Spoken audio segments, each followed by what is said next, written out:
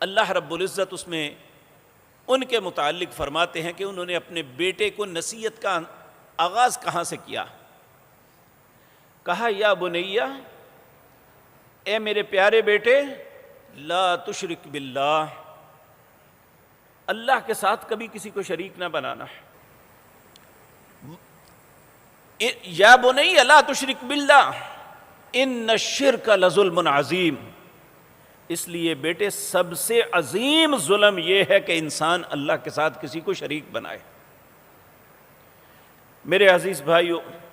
ائمہ مفسرین نے رسول اللہ صلی اللہ علیہ وسلم کے فرمودات میں